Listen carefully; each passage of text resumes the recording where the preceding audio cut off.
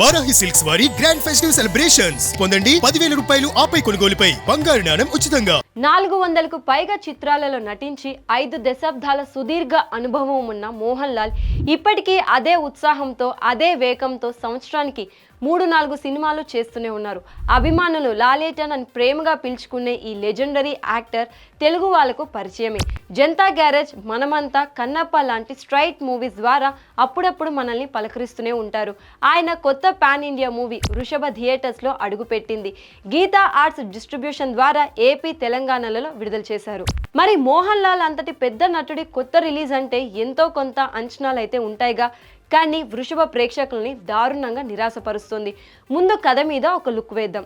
Business man Adidev వర్మకు కొడుకు తేజ్ అంటే ప్రాణం. కళలో ఆదిని గత జన్మ తాలూకు యుద్ధ జ్ఞాపకాలు తరచూ వేధిస్తూ ఉంటాయి. అవేంటో తెలుసుకోవడం కోసం తేజ్ వాళ్ళ స్వంత ఊరికి వెళ్తాడు.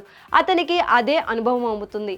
అంతు చిక్కని ఈ సమస్య నుంచి ఆ ఇద్దరు ఎలా బయటపడతారనేది తెర మీద చూసి తరించాలి. అందరూ హిట్ సినిమాలు తీయలేరు, నిజమే.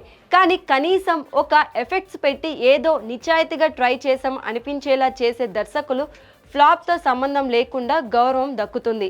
కానీ వృషభ డైరెక్టర్ నందకిషోర్కు అలా పేరు తెచ్చుకోవడం ఇష్టం లేదు కాబోలు. నిర్మాత డబ్బు నుంచి పైసా వెనక్కు రాకూడదనే సంకల్పంతో వృషభాన్ని తెరకెక్కించారు.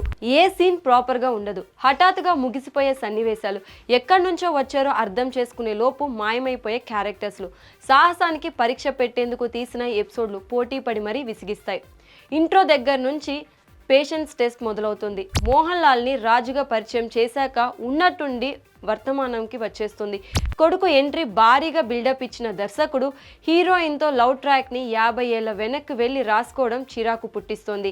సెకండ్ హాఫ్లో అసలైన వృషభ ఫ్లాష్ బ్యాక్ని చూపించిన నందకిషోర్ దాన్నో సుదీర్ఘ ప్రహసనంగా మార్చి ఎప్పుడెప్పుడు థియేటర్స్ నుంచి బయటికి వెళ్దామా అనిపించేలా చేశారు. డైలాగ్లు, taking, background score, VFX, art direction, పాత్రధారుల నటన ఒకదాని మించి మరొకటి క్లైమాక్స్ కన్నా ముందే పారిపోయేలా చేస్తాయి. సినిమా ఫలితం కొన్నిసార్లు మన చేతిలో ఉండదు. అలా అని ఎలాంటి కష్టం లేకుండా చేతికొచ్చింది రాసుకుని కోట్లు ఉన్నాయని కదా అని తీస్తే ఇలాంటి అవుట్పుట్టే వస్తుంది. అసలు భావ ప్రకటనే లేని సమర్జిత్ లోకేష్ అనే కన్నడ నటుడిని మోహన్ లాల్ కొడుకుగా ఎంచుకున్న నందకిషోర్ సర్వరాష్ట్ర ప్రేమకు సెల్యూట్ కొట్టాల్సిందే. ఐ ద్వారా పేరు తెచ్చుకున్న నయన్ సారిక తేలిపోయింది.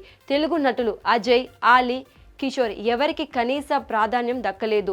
ఇక పర్ఫార్మెన్స్ గురించి మాట్లాడుకోకపోవడమే ఉత్తమం. సామ్ సిఎస్ తన బ్యాక్గ్రౌండ్ స్కోర్తో ఏదో చేద్దామని చూశారు, కానీ చివరికి హెల్ప్లెస్ అయ్యారు. లెజెండరీ స్టార్స్ ఇలాంటి వృషభులు చేయకపోవడమే అభిమానులకే కాదు, పరిశ్రమకి కూడా మంచిది. పేపర్ మీదే ఇదేం కథ అని అనిపించే సబ్జెక్ట్ మీద మంచినీళ్ళలా కోట్లు ఖర్చు పెట్టిన 10 మంది నిర్మాతల ధైర్యానికి సబాష్ అనడం తప్ప ఎవరైనా ఏం చేయలేం. బహుశా గత కొన్నేళ్లలో కేవలం 1 రేటింగ్ వచ్చిన మోహన్ లాల్ సినిమా ఇదొకటే. ఇంతకు ముందు బరోజ్, మలై కోటై వాలిబాన్, మార్కార్, అరేబియా సింహం లాంటి డిజాస్టర్లు ఇచ్చిన లాలేటన్ ఇకపై ఇలాంటి ఫ్యాంటసీ సినిమాలు కాకుండా దృశ్యం, తడరూమ్, లూసిఫర్ లాంటి క్లీన్ ఎంటర్టైన్మెంట్ ఇస్తే బాక్సాఫీస్ కలకలాడుతుంది.